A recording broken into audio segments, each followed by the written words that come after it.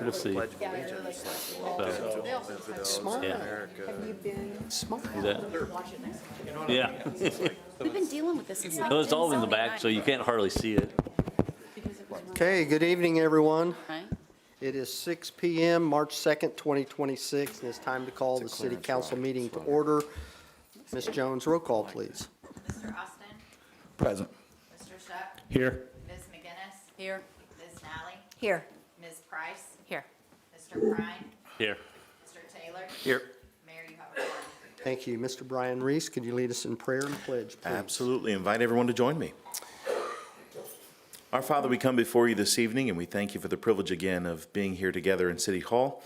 Pray for the items on the agenda tonight. Give wisdom and discernment to our counselors as they consider the items that are there, as they make wise decisions and considerate decisions, both for our city now and for its future. And Lord, we lift up our armed forces right now. Pray that you would protect those who are serving in our armed forces, keep them safe as they're involved in this conflict in the Middle East. And we ask your blessing both here in our city, our state, our nation, and we ask your blessings tonight. It's in your name we pray. Amen. Amen. Thank you. Stand and say the pledge together, if you would. Place your right hand over your heart. I pledge allegiance to the flag of the United States of America and to the republic for which it stands, one nation, under God, indivisible, with liberty and justice for all. Thank you. You may be seated.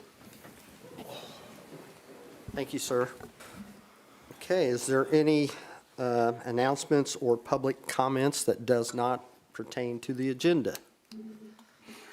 Seeing nobody move forward, we will move on to the consent agenda. Move to approve the meeting minutes from the February 18th City Council meeting as presented. Second. Okay, we have a motion and a second. All those in favor? Aye. Okay, thank you. We will go into old business, which all of this is public hearing tonight.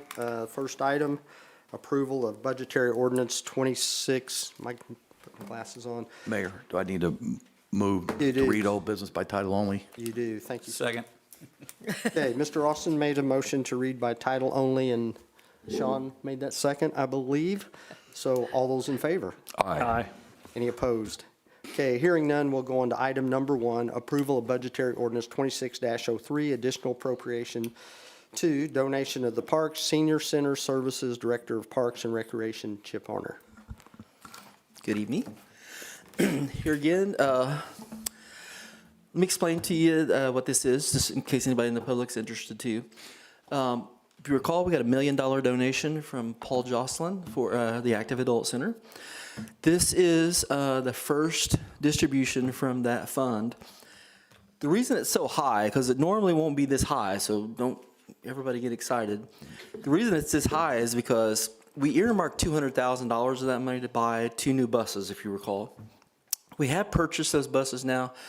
Brett's not here, but thank you to our fleet maintenance director, Brett. He went out and found us great deals on 2 buses that we now own at the Active Adult Center. This is the proceeds that was left from that. So this isn't even our first interest check off of it. This is basically what we had left over from purchasing those 2 buses. Normally we'll get interest off that $800,000 that's left, plus this. So I want to make sure that was clarified to everybody. I don't know if I did a good job of that last time or not. So. And Chip, I think just anecdotally, you told me that the interest itself will probably run their programs for years and years and years, correct? Yeah. When you say the literally. program, so let's clarify. I don't know if it'll run all their programs, but it's going to knock a dent out of it. Right? It'll make a huge dent, yes. Yeah. Because we're going to create all kinds of new programs too, obviously, with this newfound money. So. Okay, so with that being said, this is a public hearing tonight, so we'll open it up for public hearing in case there's anyone in the crowd that wants to ask a question of Chip or the council. So any questions? Hearing none, we will close the public hearing, and now we're ready for action on this end. Move to approve. Second. Okay, we have a motion and a second. All those in favor by saying aye. Aye. Any opposed by saying aye? Okay, thank you. We will go on to the next item. Actually, the next 3 items, item 2, 3, and 4, are all related. They was all introduced February the 18th. We will have Ms. Joanna Tennell. If you will lead us through that, we'd appreciate it. And while Joanna approaches and explains to us our process and what we're doing here tonight, typically for public hearings of these types, what we do is we allow 20 minutes per side. Generally, the petitioner will stand up and speak for 15 minutes and withhold 5 minutes for rebuttal. Then we allow anybody who is either an interested party or a remonstrator to have an equivalent 20 minutes themselves, and then we go back to the rebuttal. So I'll keep time when that time comes.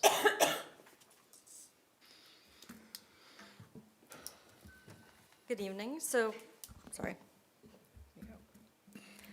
As the mayor had indicated, there are, obviously I don't do this very often, so apologize. There are 3 items on the agenda this evening, which is ordinance 2026-03 for the annexation to be known as Barger Lane Annexation 2026 of 130 acres. And also the approval of Resolution 2026-02 of the fiscal plan. The companion pieces with the annexation includes Ordinance 2026-04 for the rezoning to be known as Umbarger Lane Woods Rezoning 2026, 53 acres. And then also Ordinance 2026-05, which rezoning to be known as Umbarger Lane Tillable Acreage rezoning 2026, 77 acres. So just wanted to kind of introduce all of those at one time because most of the information that will be presented this evening, both myself and the petitioner, applies to all of those as a package. So this property is located at the northeast corner of Umbarger Lane and County Road 75 South. The Plan Commission forwarded a favorable recommendation for annexation on January 20th, 2026. The proposal with the rezonings for the 53 acres, which is basically the current wooded area, is to rezone it, if annexed, to agriculture. And then approximately 77 acres, which is the tillable acreage, which is the southern portion, to residential suburban 3 with commitments. Those commitments are attached to the ordinance and includes items 1 through 20. So there are a number of commitments that are being proposed with this. Includes commitments to trail system, proposed amenities, which is recreational play area, picnic area with shelter.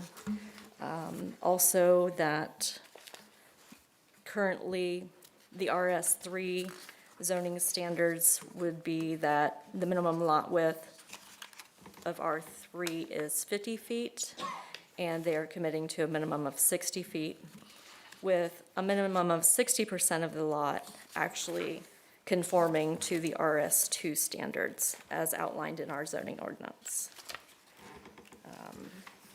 In the staff report that's attached on page 2 of it includes a chart that shows what the current development standards are as it remains in the county.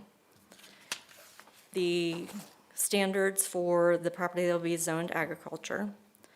And then for the residential portion, 40% would be RS3 with a commitment of 60 feet in width instead of 50. And that the minimum ground living area would be increased to 825.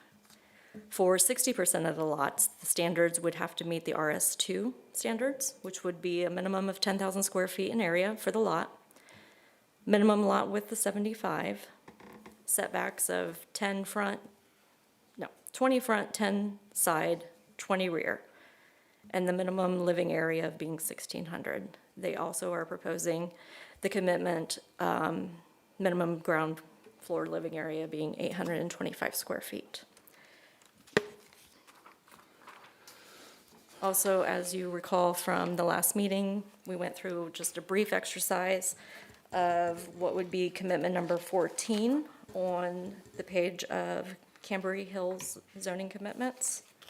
I did want to go through that a little more in depth. So what we're going to be looking at is a single-story house in the Arbor series, a two-story house in the Arbor series, a single-story in the Silverthorne, and two-story in the Silverthorne. So the Bradford is one of the most popular products that is being built in Franklin. As mentioned in the last meeting, single-story and 1.5-story dwellings has a couple of extra ways to gain points that will not apply to two-story structures. And that would include, they would be able to get an extra point if the gable is full brick or dormers are added. For both, the minimum requirement would be to get 4 points. To just go through them, Tudor style is 2 points. First story full brick or stone is 2 points. Brick or stone wainscot is 1 point. Vertical siding, horizontal siding, board and batten siding, and shake siding is also qualify as 1 point. So each structure would have to meet 4 points. So looking at the Bradford, these are 3 elevations of the same structure, and these would not meet the requirements. The way this gets applied, for example, on elevation A here, it would have 1 point for the brick wainscot and 1 point for the horizontal siding.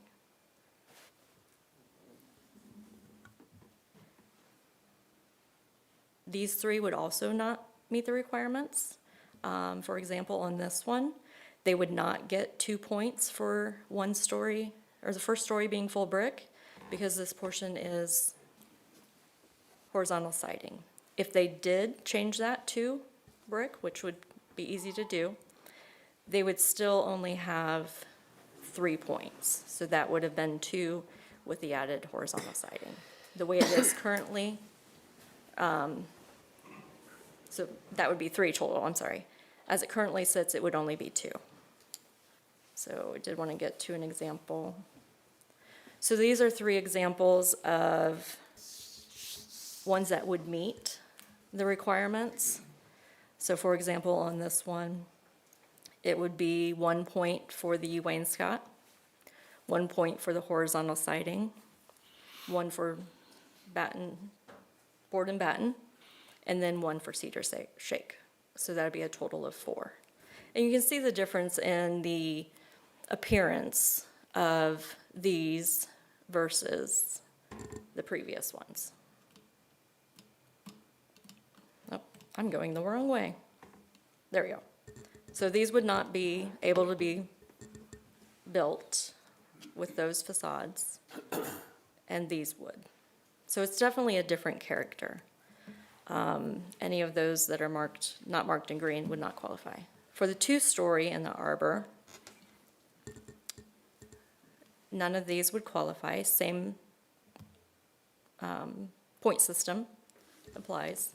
So this one have 1 point for wainscot, 1 point for horizontal siding. That's only 2.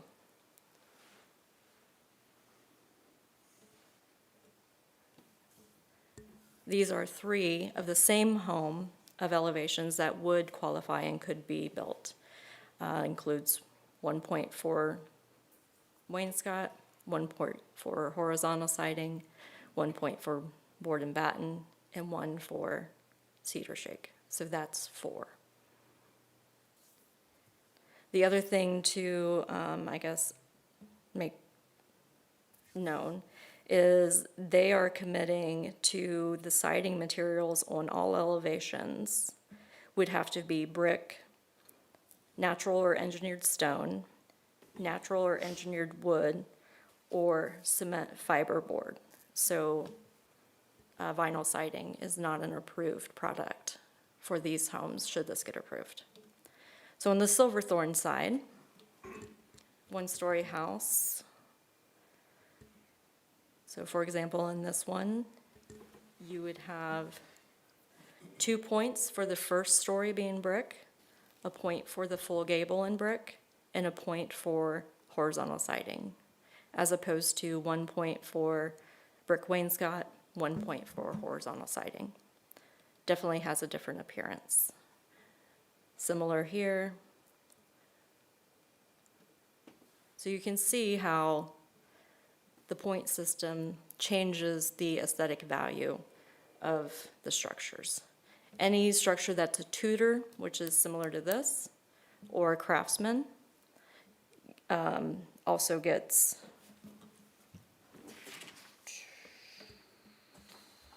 two points.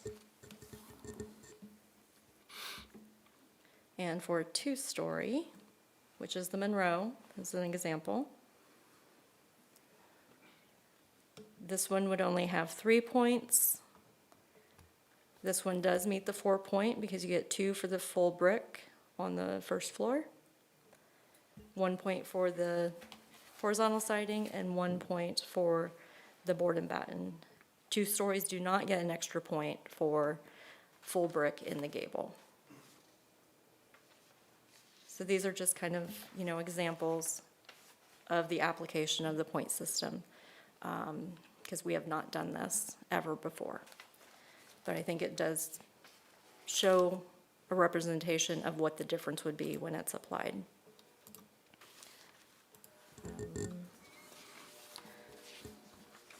Also included in the commitments is requirements regarding exterior color, and then also anti-monotony. That way you don't have the exact same home just in a row continually. So that's just a brief overview of those commitments. The item that will be, the only thing that can be official action taken this evening is the fiscal plan. So the fiscal plan that you have in your hands this evening has a lot more information provided, basically because SE1 bill has changed a lot of the taxing and the local income tax. So there's a lot more financial analysis that needs to be taken into consideration with all those changes. So we did have Peters and Franklin LTD provide this annexation fiscal plan. According to state law, there are 9 sections that are required to be provided for each annexation. So those would be listed in the contents.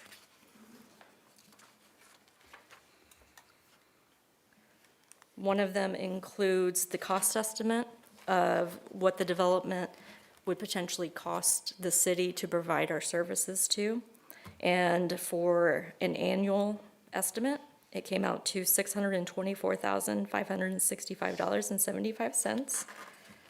And then the other item that goes along with that is how much the city of Franklin would be expected to receive in taxes or fees, based on Franklin Peters' estimate of 121 of the lots having a homestead value of $450, which would be the 60% of the homes. 81 lots with a homestead value of $375. The anticipated annual property tax revenue would be $308,566. He then goes into an analysis of how the local income tax would be applied, provides an estimate. Also, the additional road funds that would be generated. And there's one more thing. And building permit fees, sewer connection fees, and then also park impact fee. So the proposed or estimated taxes that we would receive based off of these assumptions comes out to $648,033, which is a little bit over what the anticipated cost would be for the neighborhood. In addition, you would have the building permit fees that come in a little over $100,000, sewer connection fees about $540,000, the park impact fee approximately $503,000 for an anticipated one-time revenue of $1,144. No, $1,144,128. All the information is in here that is required by Indiana Code, which also includes the breakdown of going between the different taxing districts of where it currently is to the city's taxing district, the current ownership, the assessed value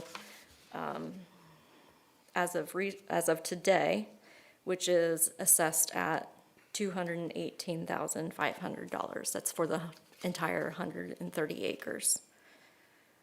And then also the owner of the parcel being Palladium Properties LLC. So that is the one item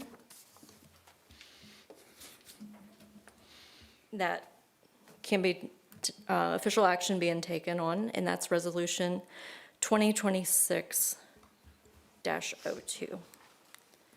I know there's been a lot of conversation and comparison of homes within Franklin, and just in looking at Bluffs at Youngs Creek and West Wind at Cumberland, which are both currently Arbor Series, with the similar size lots.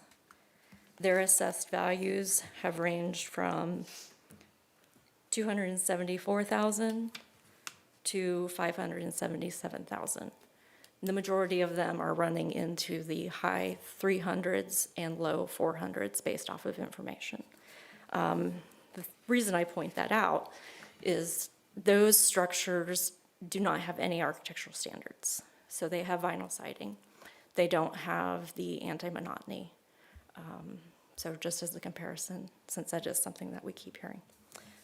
But it's ready for the petitioner. Joanna, I know you said the fiscal plan, but we will have a public hearing on all of it today. Correct. Then the only action the council will take will be to either adopt or not adopt the fiscal plan. Correct. And then the final vote on the rest of the things, depending upon that, will be at our next public hearing, or at our next public meeting, no longer a public hearing, correct? Correct. That is correct.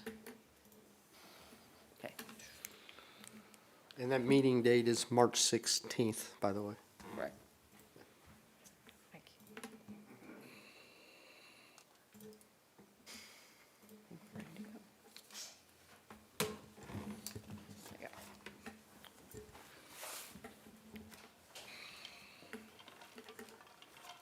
Ready for me? Mr. Prine, thank you. Good evening. For the record, Eric Prime, Van Valer Law Firm, representing the petitioner Arbor Homes this evening. This project was before you last year. It did not make it past the fiscal plan stage.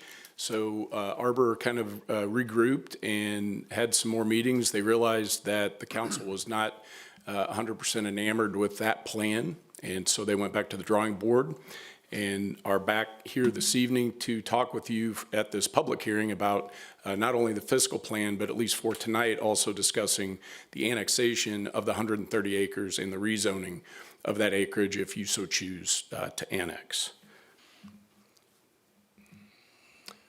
Joanna did a fine job of explaining where this was, and you may recall it's the blue outlined area. It's about 130 acres. None of this has changed. It's the exact same site as the prior site, and as you can see, the north section of that, about the northern third or so, is heavily wooded and some wetlands. So that's not going to be developed. That's going to come in as part of the annexation, but it's going to be rezoned just ag, straight ag. The remainder, that's the tillable acreage that you can see there, is the part that will be developable and will be that we're seeking to rezone to residential.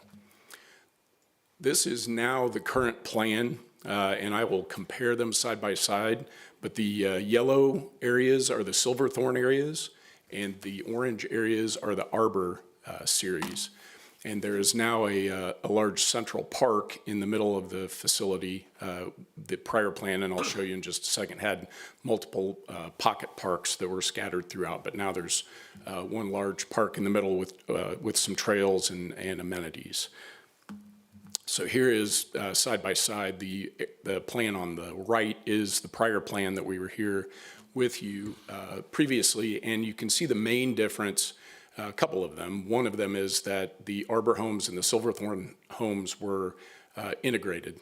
They weren't separate areas. And so you had, again, the sort of pink and the yellow on the right side were all within each other. Now, the way we have this plan now on the left is that as you enter from Umberger Lane or from the south, you will enter into Silverthorne, and that's what you will mostly see from the road, from either of those roads, and then the Arbor product will be up closer to I-65, which is kind of the slanting area coming down on the right side of that plan.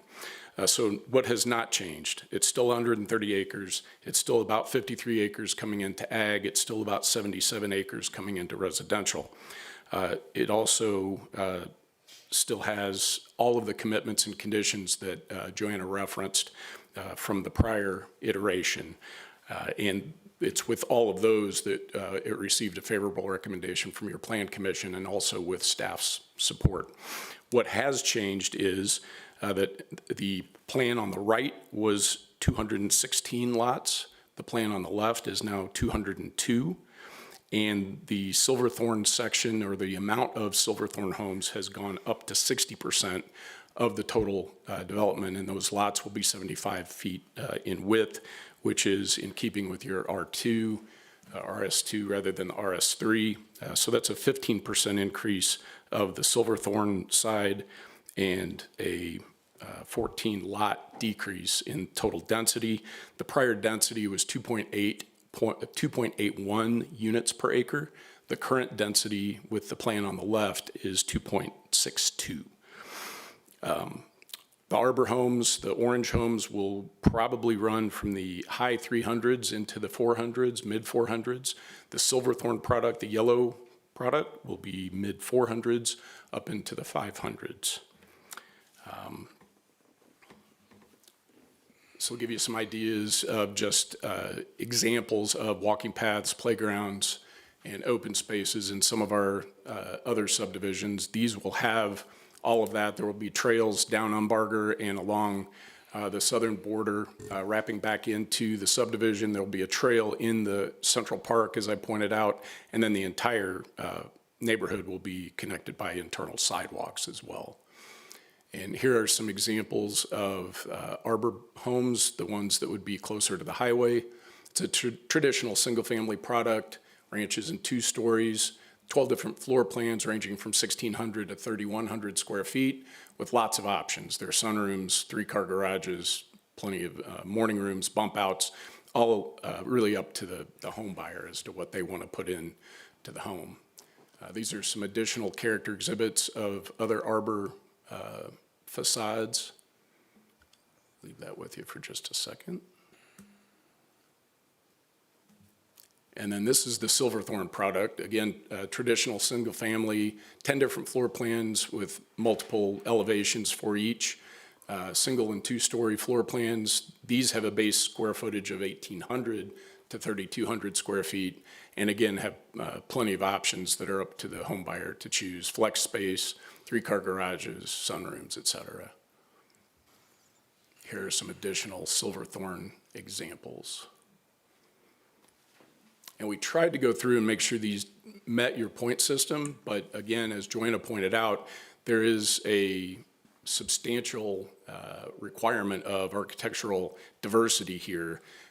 And unlike the other subdivisions that are going in the city right now, we're going to be held to a higher standard, and it is a written commitment that will be enforceable by the city. So in conclusion, staff provided a favorable recommendation, again, with all of the work that went into all of the commitments and conditions that Arbor agreed to in this situation. Also a favorable recommendation from your Advisory Plan Commission. And staff has already provided the decision criteria for the statutory criteria that are required. And we are fully agreeable to all the commitments and conditions that have been discussed and are in your packet. Happy to answer any questions. Thank you, Eric. Do you want questions now, or do you want to wait until after? No, typically, we'll give him 5 minutes for rebuttal after we've heard the public, and then we close the public hearing, and then the board is free to ask questions of either side if they so desire. That's kind of the orderly process that we do. Okay, thank you, Eric. See you in a few. Okay, is there anyone would like to get up and speak against the subdivision? Now's the time. It's public hearing. I'll get up and speak about just kind of one point. Thank you, ma'am. While she makes her way to the microphone, I would remind everybody, because I'm the worst offender, speak into the microphone. Folks that are online sometimes cannot hear us if we do not speak into the microphone, so thank you. I didn't charge that on your time. Okay, my name's Michelle Jackson, and my parents own a home on 75. And our family land there, the Martis land, when 65 was dug or made, they dug a 6-acre pond. So they took that dirt, gravel, all this from this pond to build 65. Our concern as a family is the liability insurance and the liability scare that we're going to have that we haven't had in the past with a 6-acre, 30 feet deep pond. So my thought was, is Arbor willing to put a fence in front of that acreage where we could put a no trespassing sign on? Or is there anything that they would offer us? I mean, we didn't build it. The state built it, when they built 65. So, it opens a whole can of worms for us in fear of liability, where we haven't had that risk in the past because it's private. But who's to say little Bobby and Billy won't sneak on it and, have a casualty and possibly drowned? So it is a concern for us in the Martis family with that Martis farm. Thank you. Anybody else?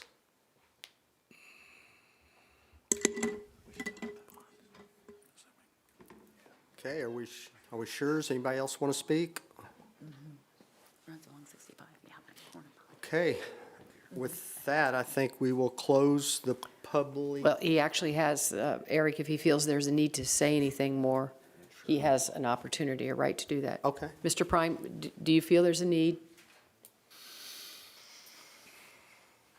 Oh, Sorry. that's all right. A couple of things. I mean, the pond is existing right now, and it is accessible as it would be for anyone else. I mean, obviously, there's not a neighborhood right above it at this point, but it is open to trespass at this point, and they haven't had any issues. I'm not sure that bringing this subdivision in automatically makes that more of a liability. And certainly, we have our own retention pond on our property that would be of more interest, I would think, to the neighborhood kids than going across the street to somebody else's. But in any event, trespassing is trespassing, right? There's no liability if somebody comes on your property and drowns when you didn't invite them onto the property. And the other issue we've found is that first responders don't like fencing off those areas because it keeps them from getting in to help rescue somebody if the need arises. So from our position is it really doesn't change their liability, whether we're there or not. They have the same situation existing today. And just for the record, sir, that pond that's presented currently in the proposal would have an HOA to control it, insure it, take care of it, et cetera. Correct. Thank you. Yeah, the HOA would take care of all of the common areas. Thank you. And just, the detention pond is new, not, the current pond that's there is. You're talking about your pond, Yeah, right? I think we're talking about two different Yes. things. That's Yeah.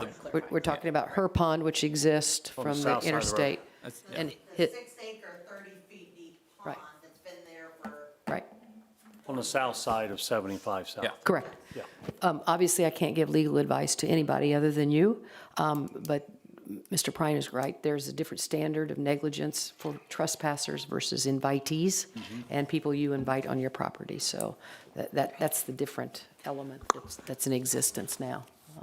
And I currently own a retention pond. I have no fishing signs up. That does not work either. Yeah, They fish there anyway. that's right. Okay, is there any more questions before we close the public hearing? Hearing none, we will close the public hearing. Does the council have any questions at this point, I guess? Any more questions? Got a couple. Sir, along the Umbarger Lane Road, there's going to be a sidewalk, correct? That's going to go all the way to the Armory, is that correct? Yes, it will go up past the wooded area to the north property line, even though we're not developing that section. Right. There's some trees in question that are right along Umbarger Lane that are kind of dead. Some of the homeowners on 75 are concerned about them potentially falling over, which they have in the past. And if you come over that rise there in the road and see a log or a tree sitting in the road, obviously, accidents happen. But I was curious that, I think we had mentioned that before the last time you were here, but that specifically if you're going to put sidewalks in all the way on the road, all the way up to connect to the Armory, then some of those trees are going to be addressed.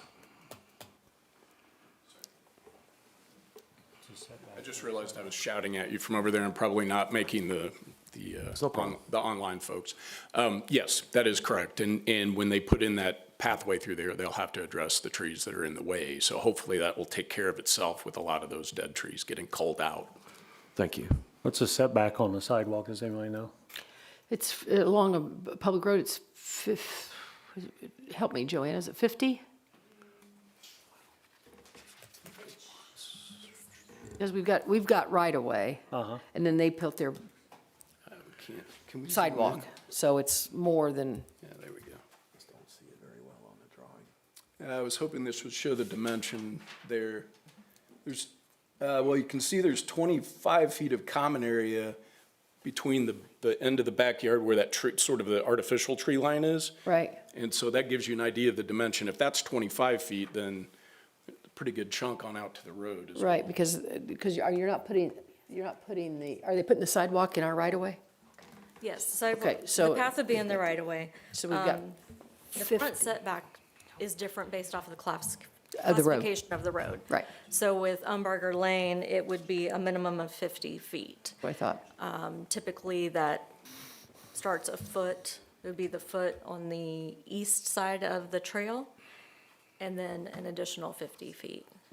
The other thing to note about the trees that are currently there so close to the road, the current termination of public water is at the southwest corner of the Armory. So they're going to have to address those trees in order to extend that water service to the area to the south also. So it'll be both the extension of utilities, but also the path. Yeah, our setbacks are different depending on what type of road we have. I mean, obviously 31 is different than anything else, so. But I recall it being 50 from memory. Got another question about you got a blister turning lane coming in off of Umbarger Lane into the subdivision off Umbarger, and then you have another exit or entrance coming in off 75, correct? Correct. And there's a passing blister there on Umbarger? On Umbarger, there will be with A-cell, D-cell as well. Okay. Yeah. It's- On 75, I don't think there's a passing blister there. Right. That'll be It's much. it's hard to see in the drawing, but I just want to make sure for the record. Those homes, when we speak about the 4-point system, I'm assuming some of those homes, although there would not be a need for more points, but the brick could go all the way around, you could have shaker on the backside and so forth, at an additional cost to the home buyer.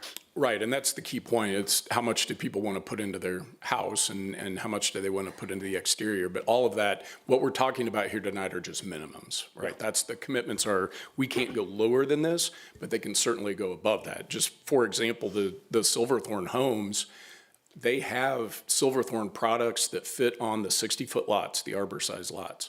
So if demand calls for it, there might be more than 60% Silverthorne, right? We just don't know what the market's going to do. And so this is a compromise between what Arbor is thinking the market is going to do and what the city would like to see there. So that's how we got to the 60-40 split, which was up from the prior split.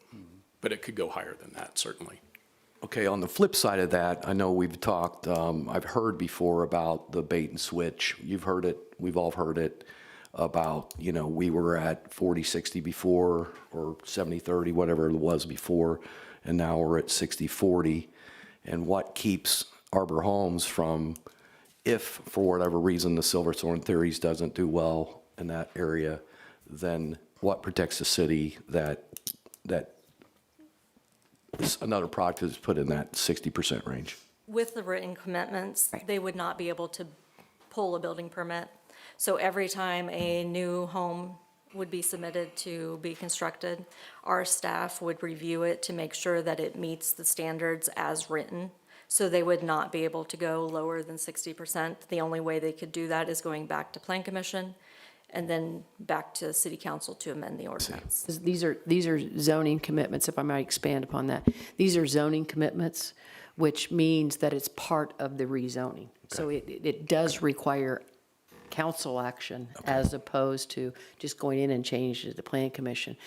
Great question, Counselor, because one of the things that people will often come in and say, well, we're going to build this product from the company. Well, we don't have any control over what they call that product, right? So that's the reason that you delve in more to get commitments. So whether you call it silver thorn or gold thorn or bronze thorn, you have to do these same things. So you don't tie yourself to a product line from the developer, you tie yourself to the commitments that are being offered, quality, architectural standards types. I just And wanted that's for the why record. one of the commitments, when it talks about that, it says, or comparable to Silverthorne. Right. I just wanted it for the record. Thank you. I have a question. Sorry, all the way from over here. I was just a little bit worried about if the return, if we go through this whole rezoning process, right? I was just concerned about if the return on investment would be a little bit more difficult to obtain, considering that the 70s through through some of the 80s, it's right by the highway. So not a lot of people, would people actually want to build a house out there? And going through this whole process, would it be worth it considering we won't get all the homes that this plan promises? Arbor would like to support you for your run on the city council. Just kidding. So that honestly is why we started where we started, right, with a different mix of product, because that's where they thought the market would be. And then to this point where, because we understood that that was not going to pass in that form, that we are where a compromise between what the city wants and what Arbor thinks will sell there is what you have on the table before you now. So terrific question. And it really is, it comes down to just the market, right? Nobody can sit here and tell you 100% what the market is going to do in 3 to 5 years. And these are not all going to appear tomorrow if this gets approved, right? I mean, this is a 5 to 7 year build out, and who knows what the market is going to be doing then. Who knows what interest rates are going to be What's your doing plan then. on starting if this does get approved? Yep, go ahead. Good evening, Tony Bagato. If this gets approved here and then the next hearing, we would have to do primary plat, which would be the more construction level detailed plans and section plans. And if that goes through TAC and city process fairly well, we could potentially break ground before the end of the year. But really, once we get into winter, we probably wouldn't start till spring next year, more realistic in timeline. That's when ground would start moving, and you could see rooftops maybe in the fall starting to appear for the first sales. And I mean, the conversation, along the interstate, we've talked with our sales team, and we obviously believe that this plan is doable, or we wouldn't be in front of you. We've had many conversations with the mayor. We don't want to bring something in front of the town, or the city, that feels not successful or walk away from. But we do feel that at this time, we can support this plan, and this is what we came up with as the compromise, as Eric mentioned, working through the last meeting. So when you guys do anticipate on putting a noise block for the interstate, between the interstate and the homes, or no, or just the trees? No, there would just be landscaping at this time unless we decide later to evaluate that, but we don't have any intentions of putting a wall up. That requires NDOT approval, and they will not do it. It's exceedingly expensive. You can ask the Hillview folks about it. Exceedingly expensive for NDOT to do it, and they want to keep that open area there, so. They will not put up those nice things. It's been, And there is, if you look at Paris Estates and Jefferson Point, there's houses right next to the interstate. As you go through there, there's, $500,000 houses that sit right next to the interstate if you look through Paris Estates. So I don't think that'll be a huge issue if the project's done right. if I might comment just on the overall nature of, because it seems somewhat arduous you have a public hearing, then you have a fiscal plan, but that's the only action you take, and then you take the action next. Yeah. To your point from our Mayor's Youth Council, the legislature, Joanne and I have asked for years for them to get rid of the fiscal plan idea because we don't approach it unless we can provide the services to it. But the legislature has found that you actually have to do a fiscal plan analysis. And so in the event, we find out what it costs to have the development and what will generate in exchange for it. So if houses don't develop, we won't have that income tax, but we won't also have those expenses. And so that's why a requirement, and it's gotten so stringent at this point, we hire someone independently to look at that for us. So if those houses out there don't build, we won't get any tax revenue, but we also won't have any infrastructure requirements, fire, police, roads, that kind of thing. This one here is basically for the fire chief. Chief, can you tell us currently that if any of the homes on 75 are on fire, that you would be there to put that fire out? Yeah. I know it is. Yeah, we would go. Okay. That's the answer I wanted to hear. Because part of it, they're currently in the Needham Fire District, which requires them to get approval to be released from the Needham Fire District. That's kind of where I was going. Yeah, and I think they've already started that process, and all indications are that that will happen. I would also say that we spent a great deal of time recently about our mutual aid agreements across the county. And so there have been a large, for lack of a better word, coordination of services. And Needham Township, I believe, who contributes money to us because we do then do some fire suppression outside even our district. Franklin Township do that. So, but once we take it in, then we start getting tax money for it. And we did obtain a resolution from the Needham Fire Protection District to allow this to be removed from their district, and that has to be approved by the county commissioners. We're actually on their docket next week to have that done. Before we come back to see you on the 16th. Thank you. Chief Snyder? What's a protection class out there? Do you know what it is off the top of your head? If fire hydrants out there, I can't remember. Not right now. It stops at the. So it's probably in 9 or 10 protection class. Are there going to be fire hydrants out there when this project gets in? It takes the protection class down to about a 5 or 4. You will see a reduction in your homeowner's insurance. Small silver lining, okay? Even the people south of that, with Yes. having fire hydrants in the new addition that close, will help out Needham. Developer pays. 1,000 feet. I think the developer pays for the hydrants too, don't they? Yes. It's required to be paid for.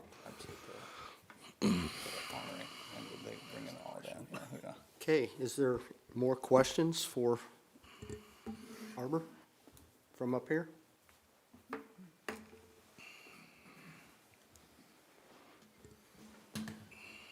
So I think what we're looking for next, Joanna, would be a motion to approve or deny the fiscal plan. Correct. And to reiterate again, it's only the fiscal plan, it is not the annexation, nor is it the rezoning. So, Okay. yeah, the only thing is whether or not, if we did annex it and brought it in for any reason, could we fiscally handle the impact? And that's the only thing the fiscal plan is for.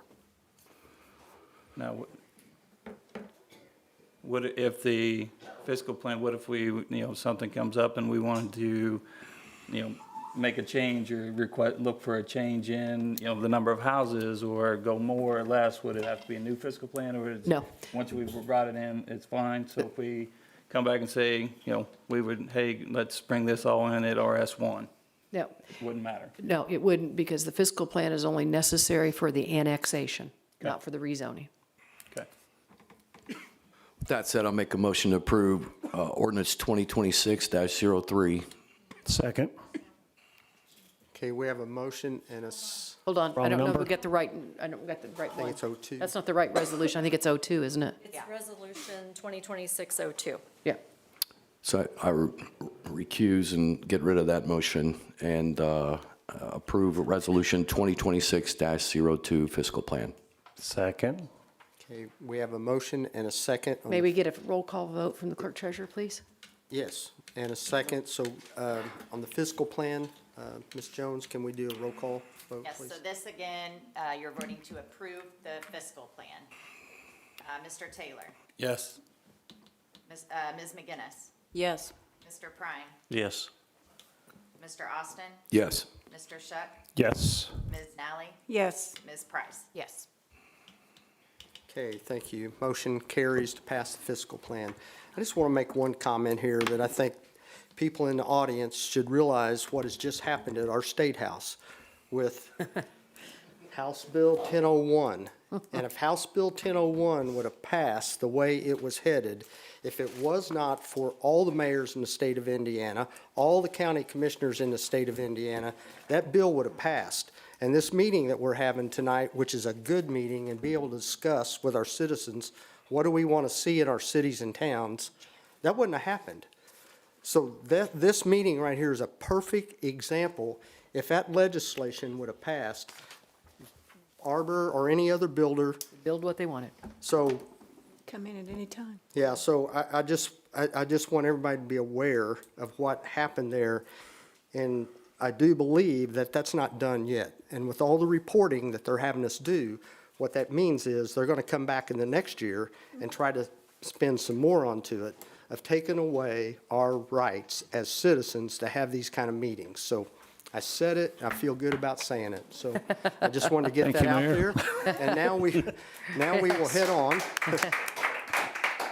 Now we will head on into new business. Oh, can I stop real fast? Yes. I believe 2602, Joanna, stop me if I'm wrong, the fiscal plan, we need the mayor to be approved to sign on the council's behalf.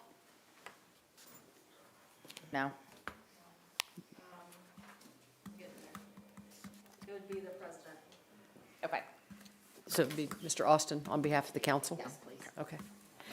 And while it's headed down this way, next meeting where official action will be taken on the rezoning and the annexation first and the rezoning, there is no further public hearing unless the council wishes to ask questions of anybody who would be in attendance. There's also no further public notice. So we'll be here, be on the agenda. There will be official action, but there's no additional public notice of it other than on the agenda. So, Okay, thank you. Now, can we go into new business? yes. Okay, let's go to new business. Are we going to the rezoning of the woods? Nope. Nope, That's okay. next time. It's the Move to read new business. business by title only. Second. Okay, we have a motion and a second to read new business title only. All those in favor? Aye. Okay, thank you. And these are introduction only. Introduction to budgetary 26-04, amending budgetary 2601, non-tax supported funds, clerk treasurer Jan Jones.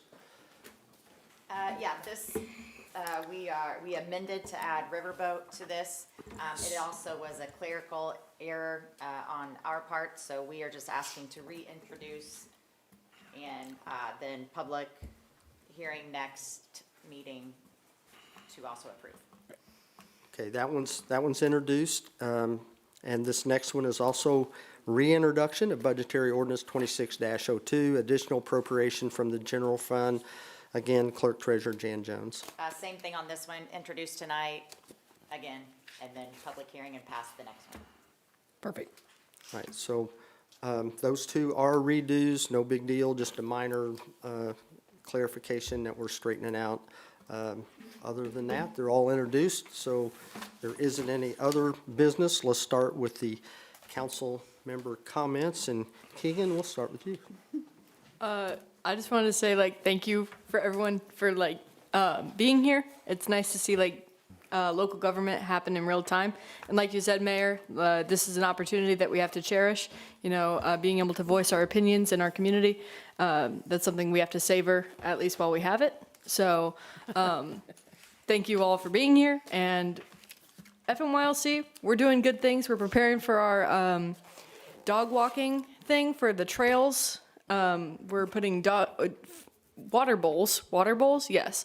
And we're doing like a dog walkathon type thing. And we'll have like treats and stuff like that and raffle. Did we approve that? I don't know, maybe. Who's to Okay. say? You're working on, you got a plan, you're working. We're working on it, but that'll happen in April, yes? So April, coming soon, be there, bring your dogs, it'll be fun. Yeah, so FMYLC, we're doing pretty good right now. Thank you, Keegan. Thank you all. Jennifer? Nothing, thank you. Irene? Nothing for me, thank you. Todd? Keegan, you rock. Yes. Did I hear her say she's bringing the dogs in here for a meeting? I'm not sure. No, nothing else, ma'am. Sean? Nothing nicer. Ken? Keegan, you didn't introduce your friends, did you? Oh yeah, I have Lily Harvey, Parker Willis, and Natalia Flowers. And then obviously our lovely Miss Tara Payne. So yeah. Thanks, man. Tara, how much you tell him, how much you give her to say that? Okay. I don't have anything to add, Mayor. Thank you. Thanks, Ken, appreciate it. Ann? Nothing, thank you. Josh? Yeah, nothing tonight. Jan? Nothing. No, sir. No, sir. I have nothing else either. Thank you. We're looking for a motion to Motion to adjourn. adjourn. Second.